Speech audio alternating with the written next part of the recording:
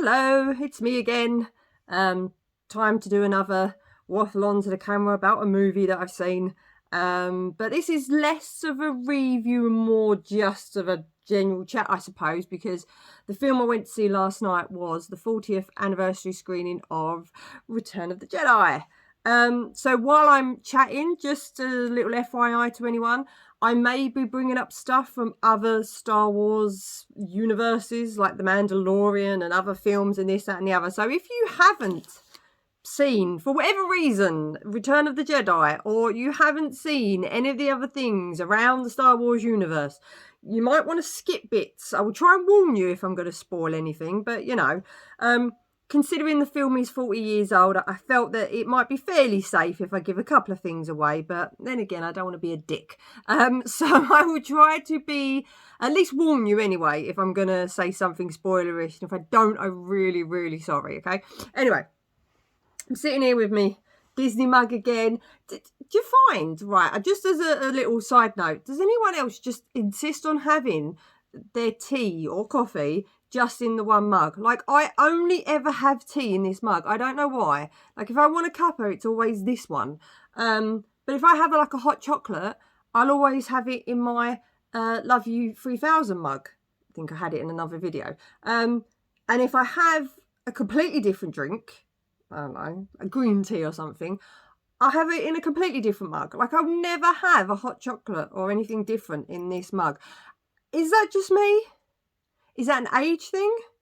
Or is that just a bizarre Kerry thing? I'm not sure. Just let me know. I don't know. But yeah, if I'm having a cuppa, it's always going to be in this mug. And I've got myself a little biscuit as well for afterwards because I'm a bit hungry. Anyway, that's enough about that. So, yes, Return of the Jedi. So we went to see it last night. Screen was actually quite packed. Considering how old the film is, that might be just the pull of Star Wars, I suppose. But we went to, there was 3 showings at our local Cineworld. Big shout out to Cineworld Basildon again. But yeah, so there was a 7:15, a 7:30, and then a 7:45. But originally, when these dates first came out, it was only 7:30, which is why we booked that showing, because it was the only one available. And then they've added 2 extra ones on at some point. They're also showing it over the weekend as well. So there are showings tonight and there's showings, I would assume, tomorrow as well. Possibly Bank Holiday Monday, I don't know, because over here in the UK we've got Bank Holiday.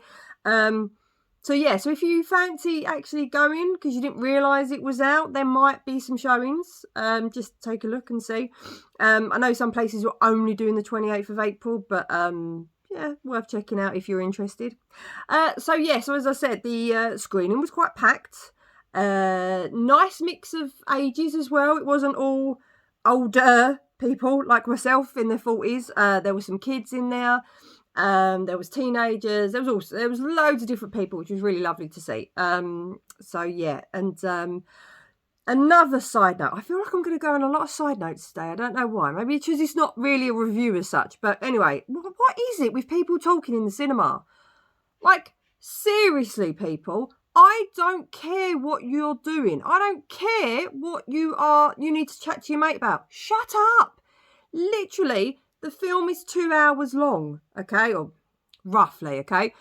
But you can be quiet for that amount of time. Surely. I really don't need you whispering to your husband. I don't need you having a good old chat up to your mate. I want to watch the film. I don't care that I've seen it 1,000 times. I came to the cinema and I paid my money to watch the movie, not listen to you chat.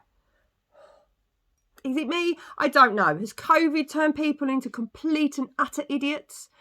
And that's a polite term that I'm going to use for this, okay? But yeah, it used to be as well. I used to hate it. I used to hate people talking even through the adverts. I don't know why. I just thought when it's on the screen, you listen to it. I've got a bit more tolerant, I think, now.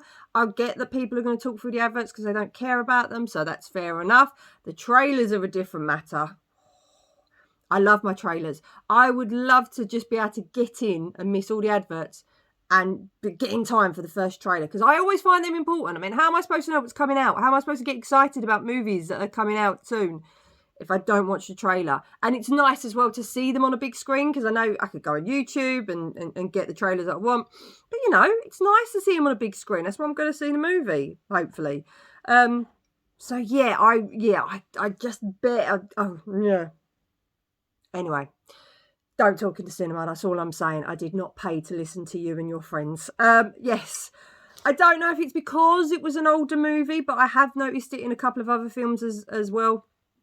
A very famous, well, famous among my family anyway, time I went to see John Wick 3, and I went absolutely ape at a couple because they would not shut up during the movie. Like, I'm talking constant, until about 40 minutes in where I decided to have a go at them. And funnily enough, they didn't talk after that. Anyway, so Return the Jedi. Let's get back to what we were talking about. So Return the Jedi. Out of the 3 movies, I would say maybe second best, possibly. Controversial, not, I don't know. And I am talking about the original trilogy now. I'm not talking about the other movies at the moment, just out the first 3.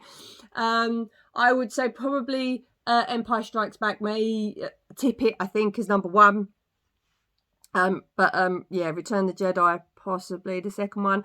Of course, I mean, you know the film. I don't really need to tell you all about it. You know who's in it, what happens, this, that, and the other. But I will say this as well, just because it's a 40th anniversary. So, you know, we've had 40 years since it first came out back in 1983. My God, I was 3 years old. I didn't go see it back then, obviously. I never started going to the cinema till I was about, I think, 7 or 8 years old. But yeah, I wasn't alive when this movie came out, which is kind of weird.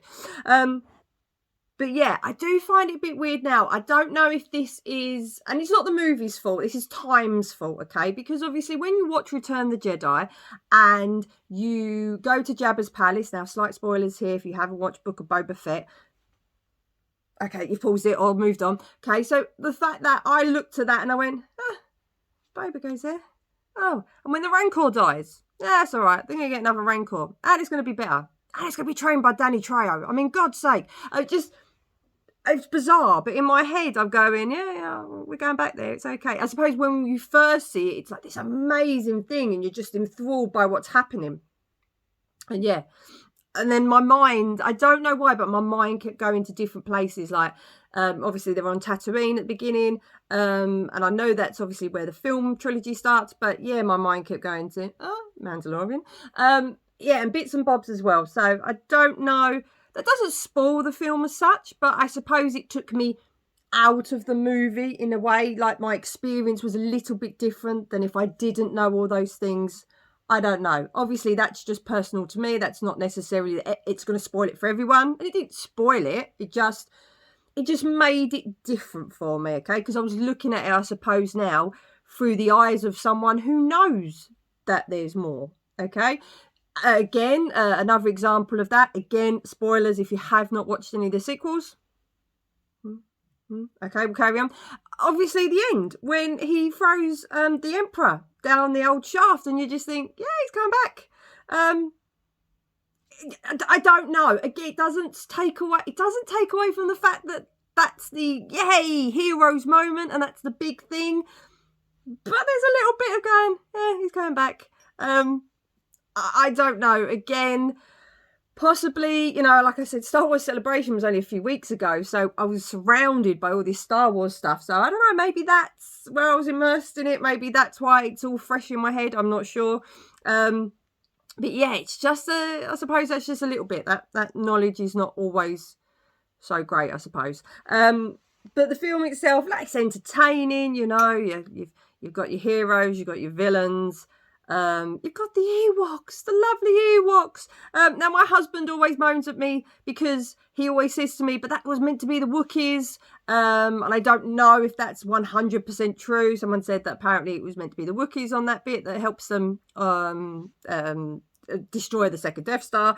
I don't know, but come on, guys, how can you not like the Ewoks? I mean, like, they're a marketing genius dream, aren't they? And I love the Ewok. I happen to, and I'd fully admit now, absolutely loved the Ewok movie they made back in the 80s.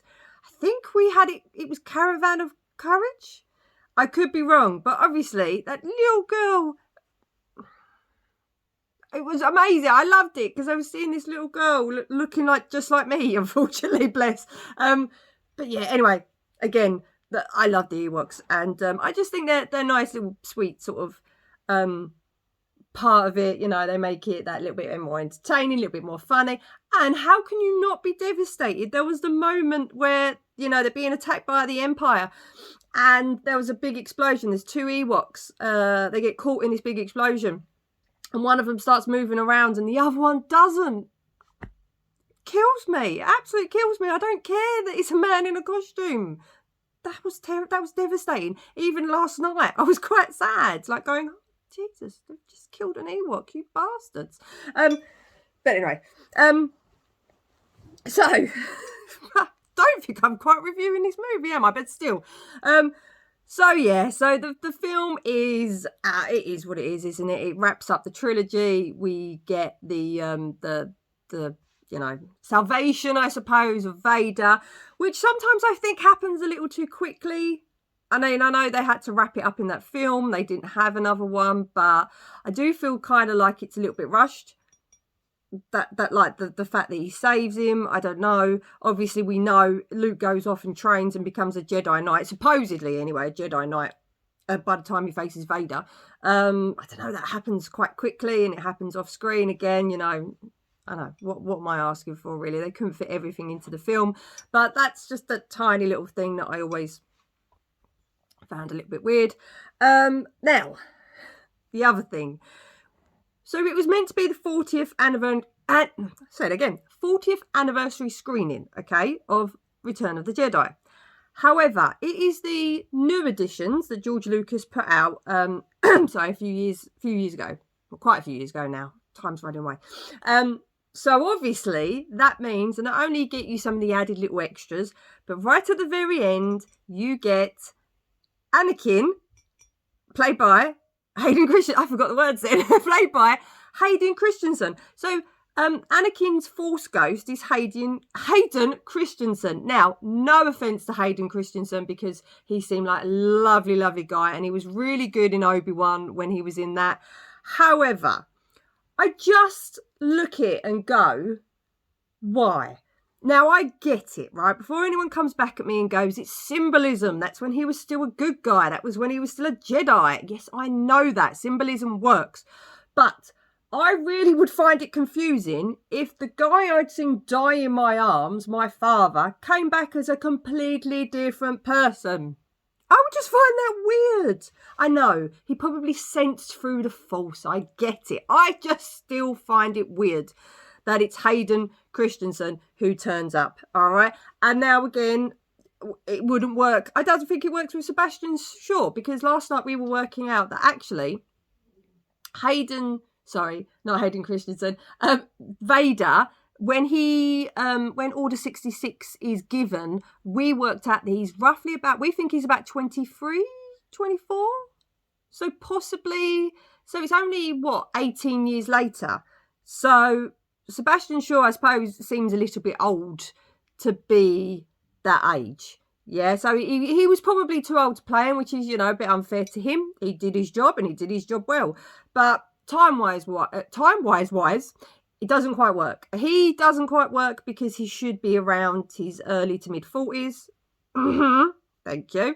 And then I just don't think it works with Hayden Christensen because I don't care about, symbolism in this case. It's just not his father. Anyway, just saying that.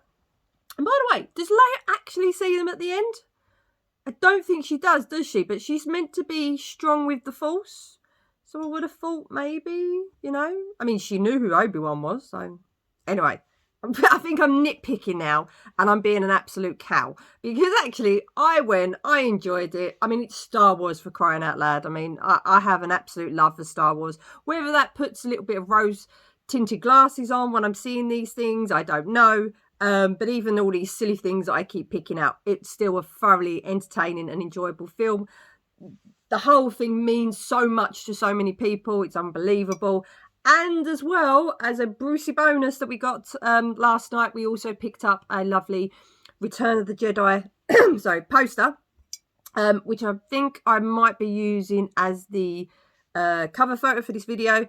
Yeah, so it's a lovely poster. It's really nice, actually. So hopefully we'll get that framed and put somewhere. Okay.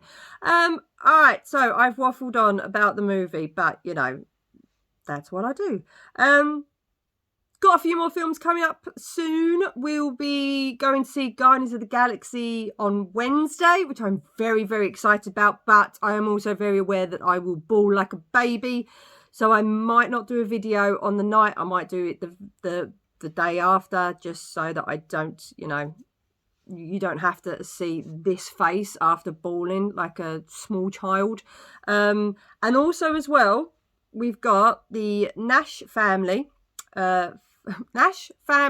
Film Day Easter edition 2023. Now I know it's not Easter anymore. However, so myself, my husband and my daughter have traditional family film days, which is basically we sit in our pajamas, we eat junk and we watch movies from morning till night. We only break just to literally change the film. And we've got one of those coming up. We used to do it Easter, but we didn't have time this Easter because the Star Wars celebration took up a lot of time. So we're doing it in the bank holiday that we've got next week. And for the first time, I'm going to document on video what we do on our family film day. So I might share that with you just so you can see the absolute, just, I don't know, slovenliness that we have during these film times. It'll just be fun as well to video and get reactions. Anyway, I'm going to leave you to it because I am definitely waffling now. But I will share this video and I will do a few more videos of other films I've got coming up. By the way, if any of you got some really good movies that you know that are coming out, that would be really good to see. I always love to hear recommendations. Over here, where I live in the UK, so I live kind of just outside London, like in Essex. And we get some good films, but I do feel like there are some releases that we don't get. Like, for instance, Parasite, the film that won all the Oscars and did really well at the award season, that didn't even get shown in my local area until well after they'd won all the awards, because then they were just jumping on the bandwagon. So if you've got any good films that you think are coming out that I should definitely check out, please let me know. It would be nice to talk to people who are into movies and, you know, all that jazz. All right, I will see you all later. I'm going to enjoy my cup of tea. I'm going to enjoy my biscuits things. And yeah, see you soon.